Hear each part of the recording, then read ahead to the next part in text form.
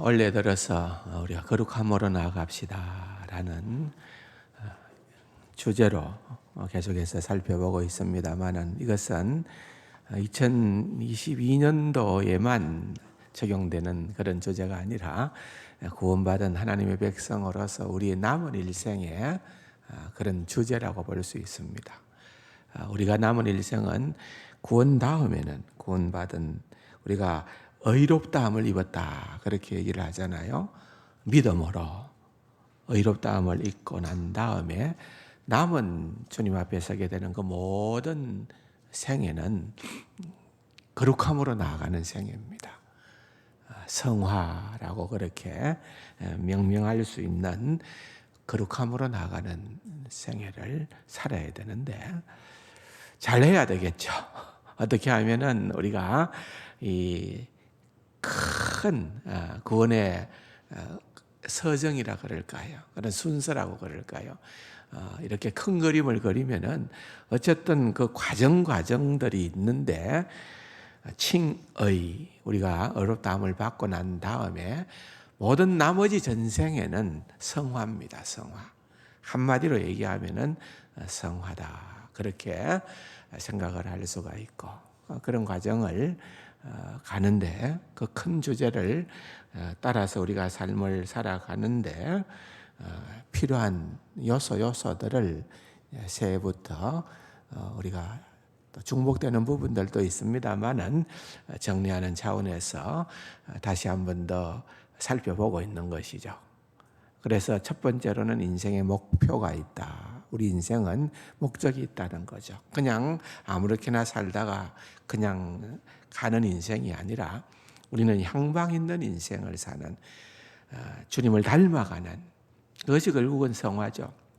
우리의 남은 인생은 점점 주님을 닮고자 하는 그런 인생의 목표가 뚜렷이 있는 자들이다. 그러나 두 번째로 생각했던 것은 그런 영적인 성장을 하려고 할 때 항상 방해 요인들이 있다. 그것은 세상이요 육신이요 사탄이다라고 하는 대표적인 방해 요인들에 대하여서 여러분들에게 말씀을 드렸고 그럼에도 불구하고 우리가 거기에서 넘어지거나 좌절해서는 안 되고 세 번째로 지난 주일날 우리는 하나님의 의를 추구하는 그러한 삶을 살아야 된다라고 하는 것을 말씀을 드렸습니다. 오늘은 네 번째 주제라고 생각을 해보고자 하는데 주보에 나와 있는 것처럼 구원의 확신을 견고하게 가져라 그런 말씀입니다. 뭐라고요? 뭘 견고하게 가져야 된다고요? 구원의 확신. 여러분, 내가 구원받았다는 것, 내가 우리 주 예수 그리스도로 말미암아 이제는 하나님의 백성이 되었다는 것, 나는 영생을 소유했다는 것, 내가 지금 죽는다 하더라도 나는 천국에 들어갈 수 있다. 그런 확신이 있어야 된다는 거죠. 있습니까? 예? 대답을 좀 못하시는 분들도 계신 것 같던데 여러분 분명히 해야 됩니다. 구원의 확신이 있어야 우리가 그것이 바로 영적 성장의 근거가 되고 토대가 된다는 거예요. 우리가 그러지 못하고 늘 뭐라 그럴까요? 그 바람에 움직이는 갈대처럼 오늘 내 영적인 컨디션이 좀 괜찮으면은 구원의 확신이 있다가 영 아닌 날은 이래갖고 내가 하나님의 백성이라고 할 수 있나 하고 기가 푹 죽어 있고 만약에 이것이 계속 주기적으로 업다운이 반복이 된다면은 여러분 언제 성장할 수 있습니까? 거기에 매달려 가지고. 그래서 우리가 중요합니다. 그래서 우리가 지난 해에 그토록 열심히 공부했던 그 설라 시리즈죠. 오직 예수, 오직 은혜, 오직 그리스도, 오직 성경, 오직 하나님께 영광 했던 그 모든 성경적 신학의 그 맥락은 같은 거예요. 우리의 구원은 결코 내가 아니에요. 나의 의가 아니에요. 오직 다 전적으로 우리 주 예수 그리스도를 통하여서 우리에게 주어지는 하나님의 은혜다. 하나님의 은혜로 구원을 받았다라고 할 때에 흔들릴 이유가 있습니까? 하나님이 우리의 무슨 조건을 보고서 우리를 구원하기로 작정하셨나요? 아니잖아요. 창세 전에, 참 이것은 구원의 신비의 단어입니다마는 창세 전에 우리를 하나님의 백성으로 택하사. 이 하나님의 그 모든 구원 계획은 흔들림이 없다는 거예요. 그렇기 때문에 정말 구원의 확신은 언제든지 어떤 형편과 상황 가운데에서도 이리 세상적으로는 잘 될 때도 있고 안 될 때도 있고 뭐 좀 여러 가지 정말 그 뭐랄까요, 말로 다 할 수 없는 그런 복잡하기도 하고 미묘한 그런 일들이 있다 손 치더라도 여러분 그런 것들 다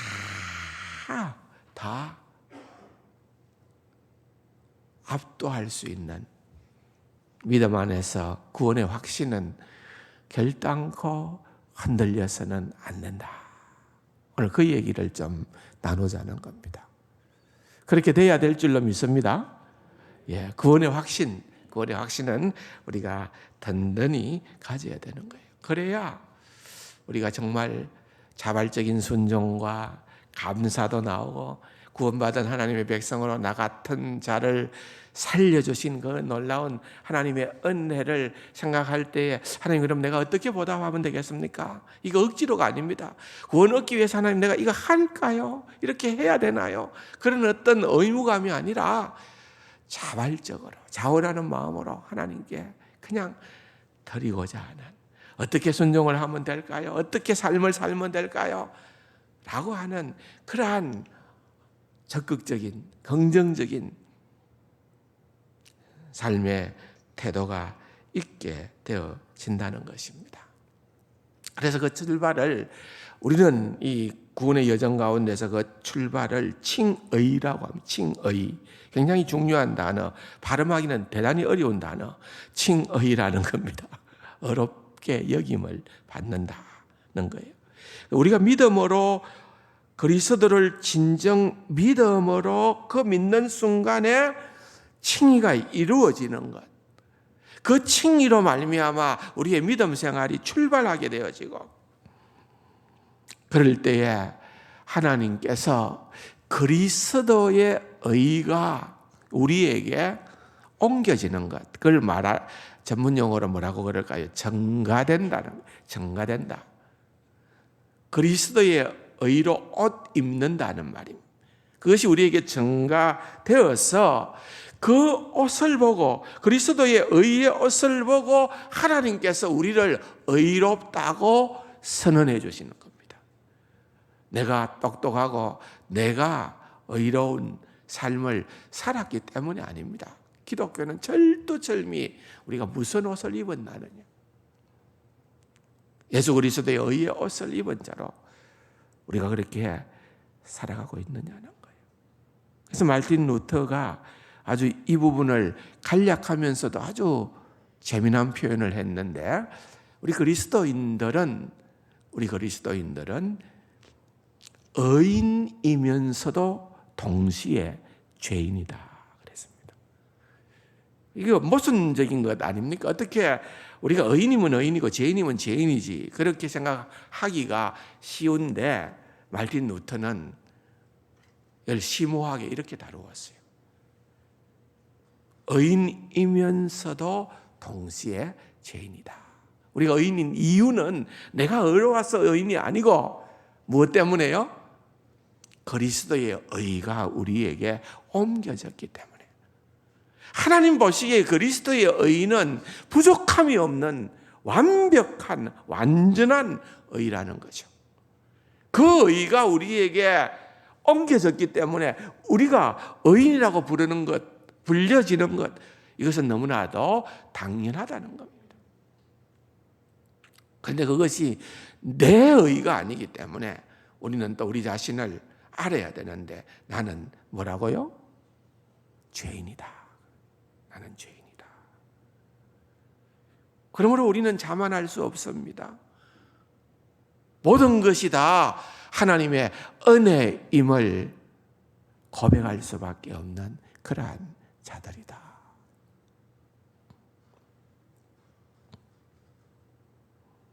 멋진 표현이죠.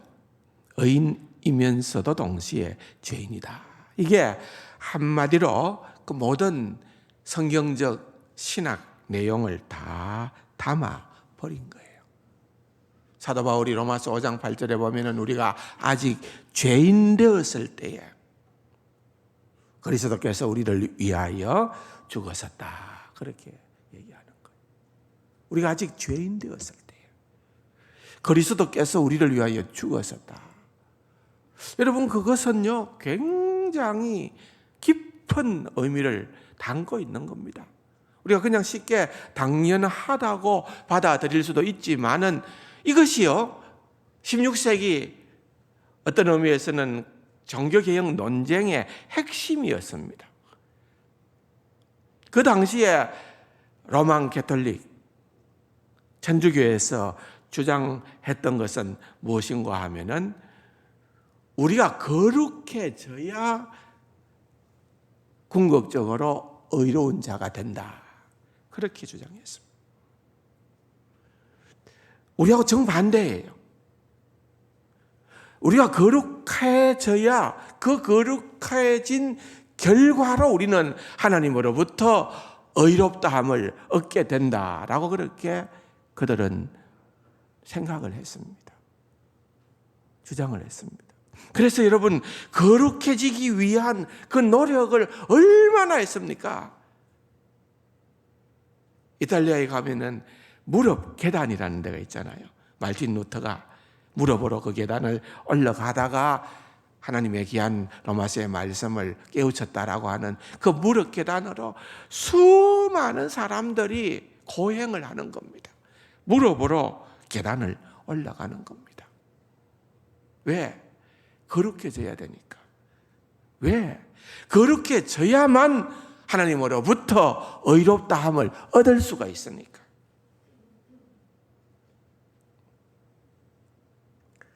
근데 우리가 한계가 있잖아요. 그러한 노력을 아무리 한들 구원의 확신이 옵니까? 그래서 천주교에서는 이 땅에서는, 이 생에서는 우리가 구원의 확신을 가질 수가 없다라고 그렇게 선언을 합니다. 하나님이 직접 비상한 특별 계시를 통해서 우리가 자신의 품속에 안전하게 거하고 있다고 말씀하시지 않는 이상 절대로 그런 확신을 가질 수가 없다는 겁니다. 왜냐하면 우리 인생이란 언제 누가 어떻게 중대한 죄를 짓고 죽어서 구원을 잃게 됐는지 알 수 없는 존재라는 거예요. 이처럼 로만 가톨릭에서는 먼저 거룩하기 전에는 온전히 궁극적으로 결코 의롭게 될 수가 없다. 이 주장입니다. 근데 우리가 믿는 기독교, 개신교는 어떻게 주장을 합니까? 정반대입니다. 우리는 먼저 의로워져야만 거룩할 수 있다. 그겁니다. 성경이 그것을 얘기하기 때문에 그렇습니다. 여러분, 아브라함을 생각해 보십시오. 아브라함은 거룩이 먼저가 아니었어요. 먼저 믿음으로 의롭다 함을 받았다는, 그가 믿는 순간에 의롭다 함을 받고 그 다음 거룩해져 가는 거예요. 이 부분에 대한 것은 로마서 4장에 보면 자세하게 설명을 하고 있습니다. 그래서 구원의 과정 중에 우리는 칭의, 의롭다함을 받는다는 것을 1번으로 두는 거예요. 1번. 우리가 의롭다함을 받고 그 다음에 성화의 과정을 간다. 구원을 이루고 은혜 가운데 그리스도를 점점 더 닮아가는 과정이다. 그렇게 얘기를 하는 것입니다. 다시 한번 정리하자면 우리는 믿는 순간에 의롭다함을 얻습니다. 칭의는 구원의 전체적인 과정 가운데의 한 단계에 불과하다는 것입니다.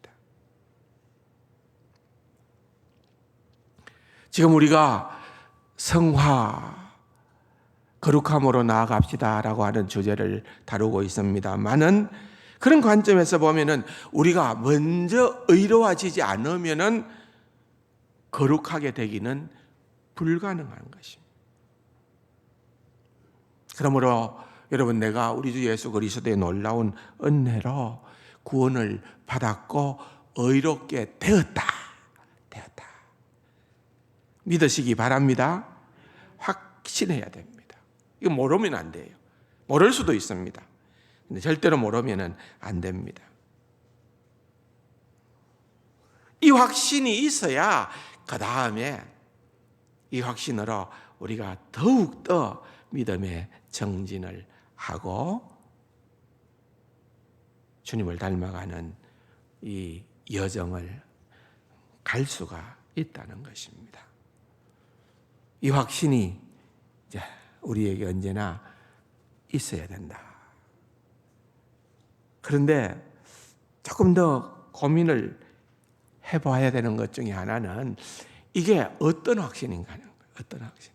확신이 있어야 된다니까 그럼 내가 확신 가지겠습니다. 내가 그렇게 믿겠습니다. 이렇게만 하는 확신인가?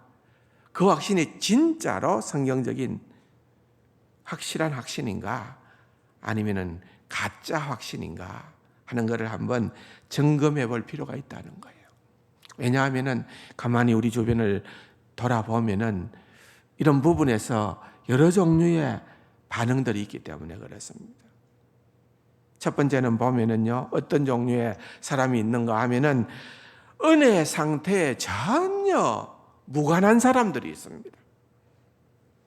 그들은 구원받지 못했습니다. 하나님 나라 바깥에 있습니다. 그 사실을 자기들도 알고 있습니다. 하나님과 절대로 교제를 나눌 수 없는 그러한 사람이라는 것을 알고 있어요. 그러니까 구원하고 상관없다고 아예 대놓고 인정하는 사람이 있습니다. 두 번째는 정반대지요. 은혜의 상태 안에 있고 그 사실을 아는 사람입니다. 우리예요. 저와 여러분들. 우린 지금 은혜의 상태 안에 있고 그 은혜 상태 안에 있다는 그 사실을 정확하게 우리는 안다는 거예요. 우리는 안다.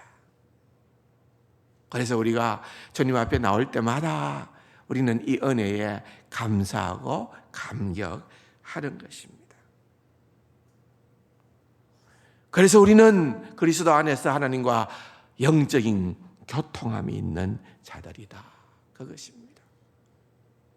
그런데 또 어떤 경우는 은혜의 상태 가운데 있기는 있지만은 그 상태를, 내가 은혜의 상태에 있다는 사실을 제대로 깨닫지 못하고 어중간하게 신앙생활하는 사람들도 있을 수 있다는 겁니다.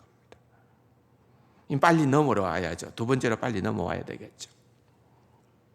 골치 아픈 것은 네 번째 종류의 사람입니다.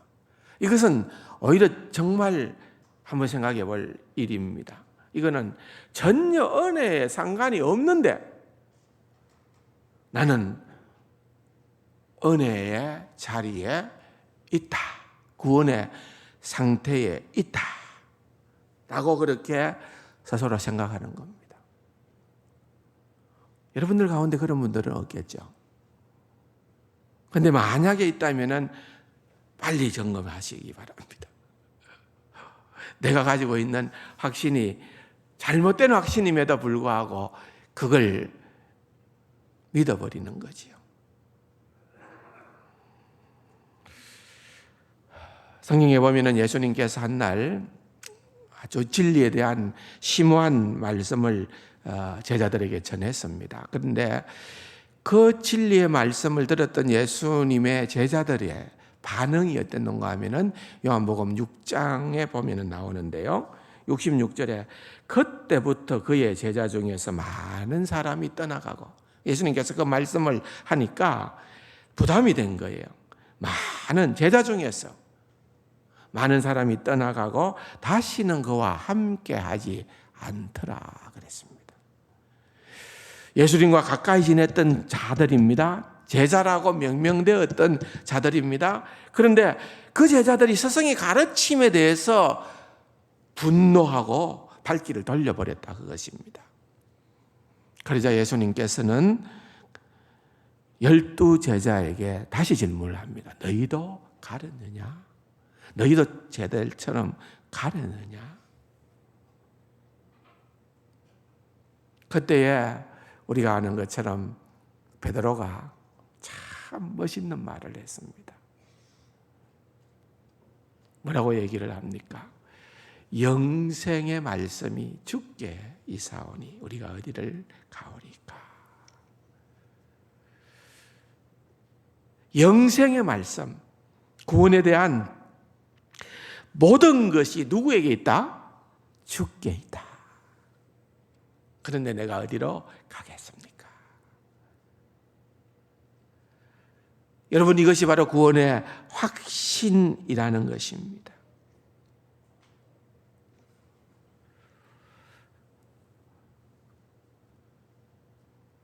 구원받지 못했으면서 구원의 확신을 가지는 사람들이 도대체 왜 그럴까 생각을 한번 해보십시오. 그러면은 한 2가지 정도가 생각이 날 수 있습니다. 첫 번째로는 구원의 조건에 대한 부분입니다. 그 다음에는 자기의 의로운 행동에 대한 그릇된 생각입니다. 구원의 조건에 대해서 한번 생각을 해보십시다. 이것은 뭘 의미하는가 하면, 우리는 지금까지 막 구원은, 가톨릭은 이래야 구원을 얻는다, 우리는 아니다, 칭의가 먼저다, 은혜로 구원을 얻는다, 막 이것 가지고 그래도 논쟁을 해요. 또 뭐 어떤 사람들은 행위도 필요하고 믿음도 필요하다, 뭐 이렇게 주장도 해요. 그런데 오늘날의 대세는 또 뭔 줄 아십니까? 일반 보통 뭐 좀 종교적인 사람들, 또 뭐 어느 정도 신앙생활을 한다는 그런 사람들 가운데에서 꽤 많은 숫자 가운데 하나는 막 구원은 그냥 보장된 것이다.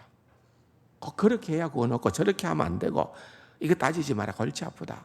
구원은 그냥 모두에게 주어진다. 그래서 구원의 조건은 뭐냐? 죽는 거다 하는 거예요. 생각해 보셨습니까?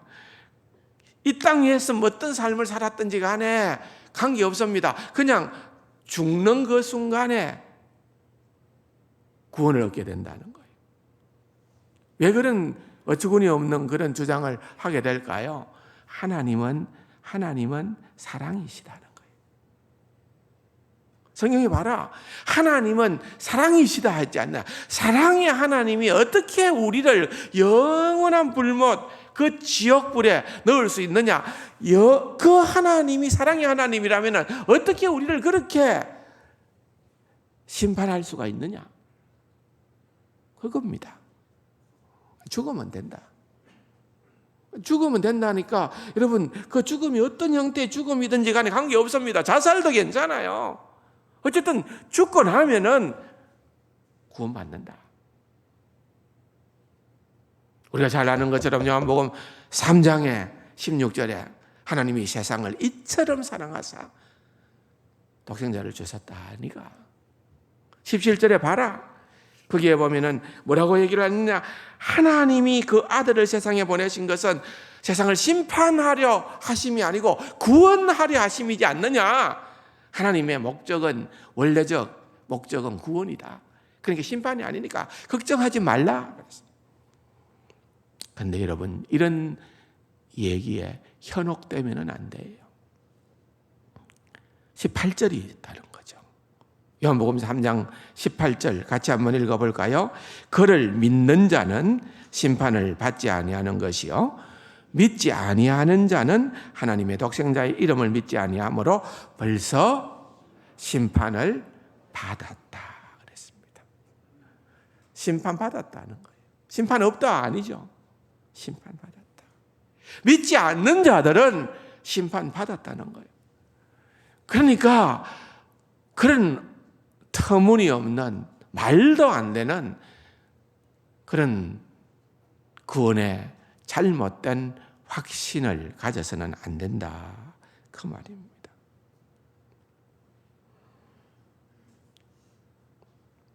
그런데 여러분, 어떤 사람들은요, 자기 의의를 주장해요. 구원의 조건으로 자기 의의를 주장해요. 내가 천국에 들어갈 만큼 충분히 어렵기 때문에 구원을 나는 결코 놓칠 수가 없다라고 그렇게 생각하거나 주장하는 이들이 있다는 거예요.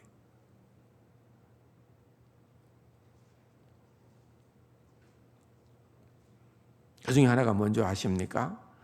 완전주의 운동을 주장하는 자들입니다. 구원받은 하나님의 백성들은 결단코 죄를 짓지 않는다. 부산 서부교회 지금도 있죠. 백영기 목사님, 소위 말하면은 백파라고 그렇게 분류되어 있습니다. 그분 우리 고신을 졸업하신 분이에요.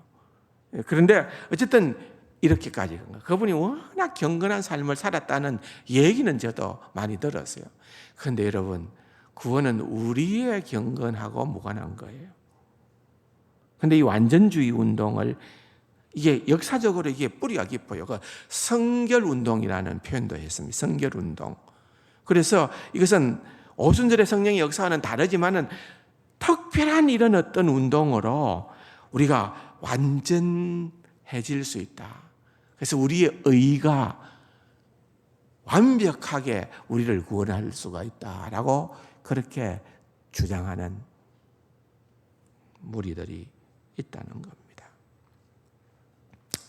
성경에 보십시오. 여러분, 한 젊은 부자 간원이 예수님에게 찾아왔어서 어떻게 하면은 내가 구원을 얻을 수가 있겠습니까? 라고 그렇게 질문을 하죠.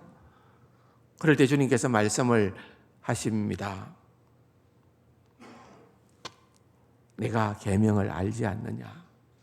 10계명을 가지고 얘기를 해 주십니다. 간음하지 말라, 살인하지 말라, 도둑질하지 말라, 거짓 증언하지 말라, 내 부모를 공경하라 하였으니, 그렇게 답을 주니까 즉각적으로 반응을 보이는 것은 참 이 친구도 대단한 친구지요. 뭐라고 얘기합니까?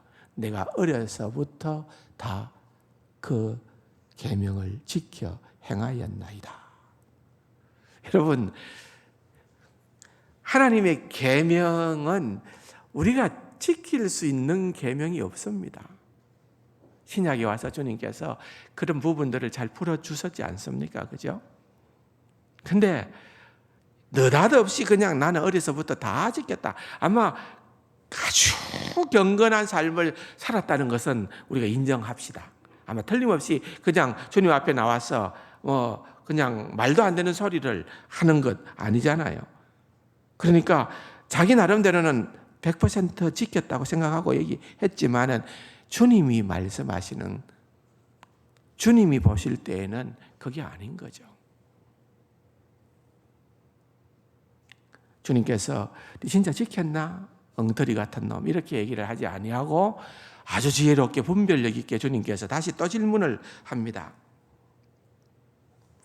아직도 내게 부족한 것이 있는데 네가 가지고 있는 것을 다 가난한 자에게 주면은 하늘에 상급이 있게 될 것이고, 이제 너는 모든 것을 다 버려두고 나를 따를래 하고 주님께서 도전을 준 거죠. 그런데 이 젊은 부자 간원은 재물이 너무 많아서 근심하고 돌아갔다. 여러분, 구원의 문제, 영생의 문제를 다루면서, 율법을 다루면서 느닷없이 왜 주님께서 재물을 언급을 하셨을까요? 여러분, 이 본문을 우리가 접하면서 우리가 주님을 따르기 위해서는 이 세상의 모든 것을 다 포기해야 가능한 일이구나, 그걸 주님께서 말씀한다고 오해하지 마시기 바랍니다. 이게 그건 아니에요. 그런 의미가 아니에요. 지금 여기에서 이 젊은 부자 가느는 내가 계명을 다 지켰다 그래요. 다 지켰다. 그럼 진짜 너 지킨가 한번 내가 체크해 볼까? 첫 번째 계명이에요. 나 외에는 다른 신을 내게 두지 말라. 주님이 이 재물을 들고 온 것은 이 사람에게 있어서 신이 누구예요? 우상이 재물이 된 거예요. 재물이 된 거예요. 그렇기 때문에 너는 사실은 계명을 다 지켰다고 얘기는 했지만은 너는 첫 번째 계명도 아직 제대로 못 지켰다. 주님 그 얘기하시는 거예요. 그 얘기하시는 거예요.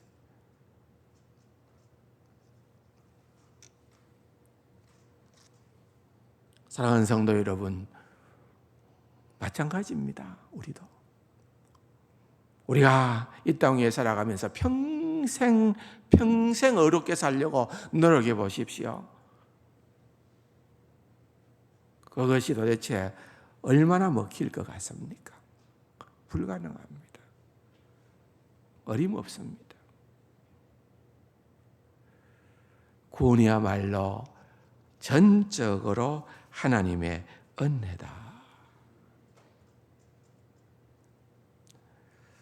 여러분, 오늘 이 시간에 저와 여러분들이 꼭 기억해야 될 부분이 바로 이 부분입니다. 그렇기 때문에 우리는 이 구원에 대한 흔들리지 않는 확신을 가질 수가 있습니다. 그렇기 때문에 우리는 이제 구원을 받은 백성으로서 구원을 얻기 위해서가 아니라 구원받은 하나님의 백성으로서의 삶이 바뀌어질 수 있다는 거예요. 변화될 수 있다는 거예요. 열매가 맺힐 수 있다는 거예요. 그게 신약 성경에서 계속 사도 바울은 갈라디아서 5장 17절에서 27절 다루었던 말씀처럼 그것에 대한 중요성을 강조하고 있고, 사도 바울이든 베드로든 그들 역시도 주님 앞에 설 때에는 조금도 자기 의를 주장할 수 없는 죄인이면서도 구원의 확신을 가졌고, 그것이 그들에게는 이루 말할 수 없는 위로가 되었던 것을 우리는 알아야 되는 것입니다.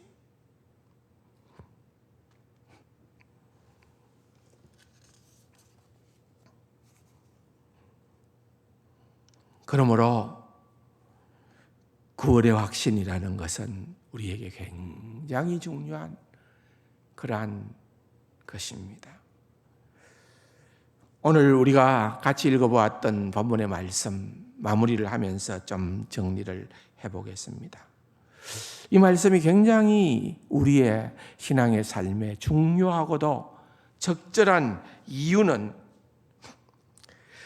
참된 구원의 확신을 추구하는 것에 대한 성경적 본보기를 제시하고 있기 때문에 그렇습니다.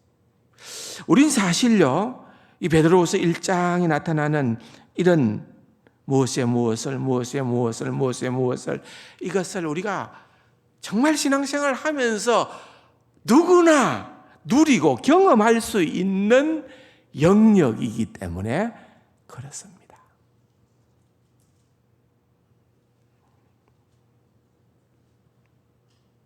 베드로가 오늘 본문에 보십시오. 1절에 예수 그리스도의 종이며 사도인 시몬 베드로는 우리 하나님과 구주 예수 그리스도의 피를 힘입어 동일하게 보배로운 믿음을 우리와 함께 받은 자들에게 편지한다. 그리스도의 피를 힘입어 믿음으로 무엇을 얻게 되었는지를 설명하기 위해서 베드로가 지금 이 글을 쓰고 있는 거예요. 그러면서 곧바로 이야기를 하지요. 2절에서 4절 우리 같이 한번 읽어봅시다. 베드로후서 1장 2절에서 4절입니다.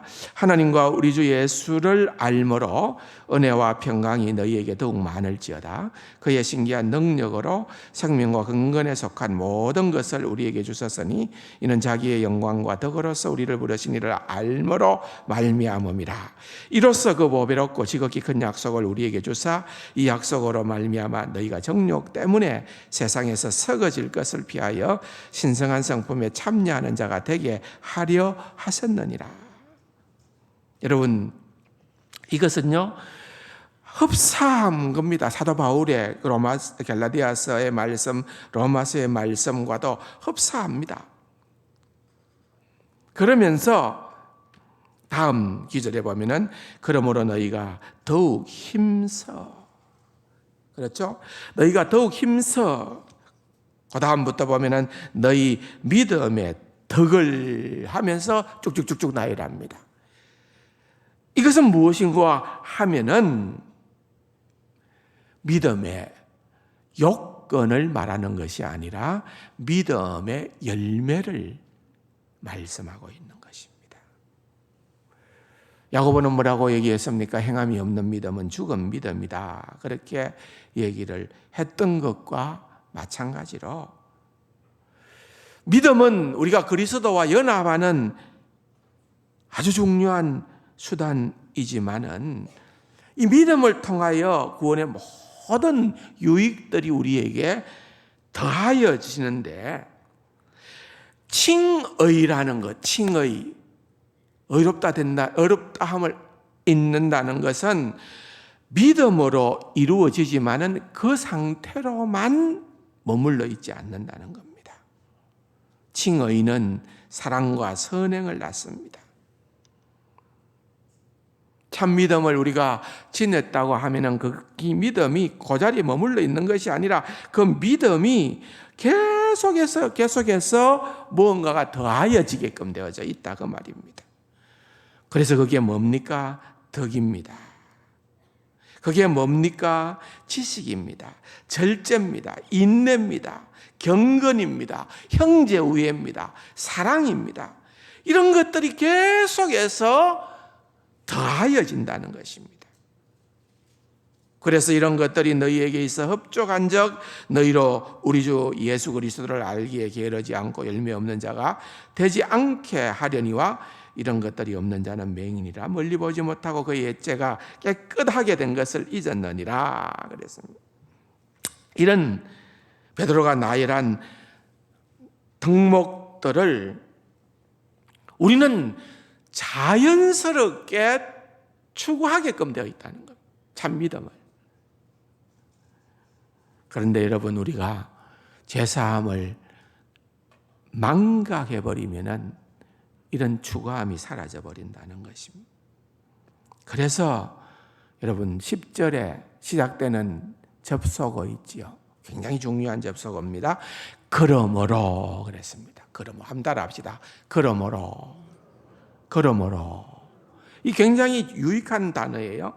무슨 말인가 하면 우리가 그러므로 어떨 때 씁니까? 지금까지 쭉 어떤 논리를 전개해 놓고 이제 그 모든 것을 다 정리정돈해서 이제 내가 최종적으로 결론적으로 얘기하자면은 그러므로.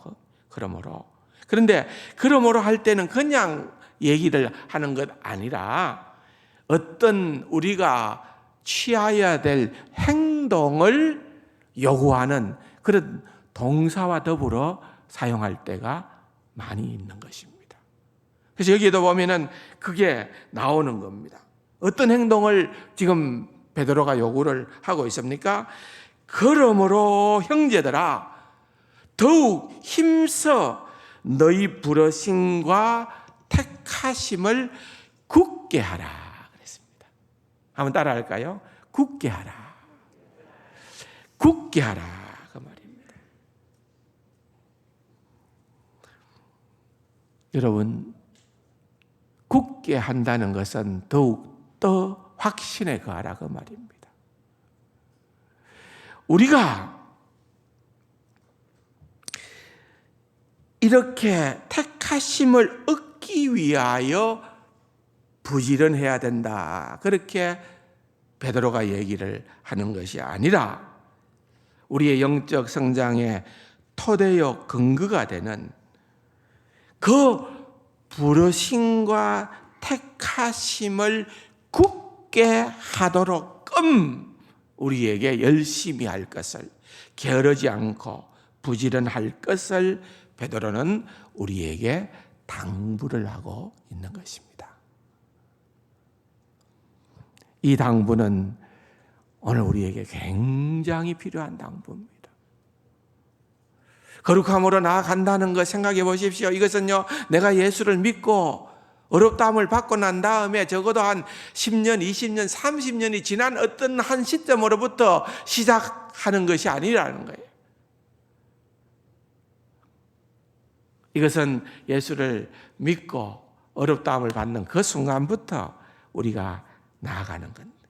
그 나아가는 과정 가운데에 구원의 확신을 우리가 든든히 굳게 잡고 갈 때에 더욱더 거룩함의 자리로 아름답게 나아가게 되어지는, 주님 안에서 진정한 안식을 누릴 수가 있는, 우리의 영혼이 튼튼해질 수 있는 그러한 무기가 된다는 사실, 이 사실을 여러분들에게 다시 한번 강조하고 또 강조하고 싶습니다.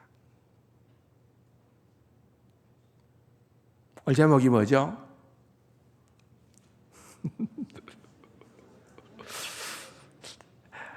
구원의 확신을 견고하게 가지십시오. 하도 말을 많이 해놓고 나오면 제목을 놓쳐버리더라고요. 예, 오늘 그거 위하여서 좀 어렵지만은 많은 얘기를 했습니다. 중요하거든요. 굉장히 중요하거든요. 이 구원의 확신, 신앙생활을 하면서 정말 날개 다는 것처럼 너무나도 유용한 그러한 우리의 영적인 무기가 된다는 것을 기억을 하시면서 거룩함으로 나아가는 근거와 토대로 삼으시는 우리 세간 가족들이 다 되기를 주님의 이름으로 축원합니다. 좋으신 아버지 하나님 감사합니다. 거룩함으로 나아가는 이 모든 과정들은 다 하나님의 은혜가 함께 해야 됨을 다시 한번 깨닫고, 주님 그 은혜 가운데에서 흔들리지 않는 구원의 확신을 굳게 갖고 나아가는 귀하고 복된 우리 세간 가족들 되게 하여 주옵소서. 예수님의 이름으로 감사기도 드립니다. 아멘.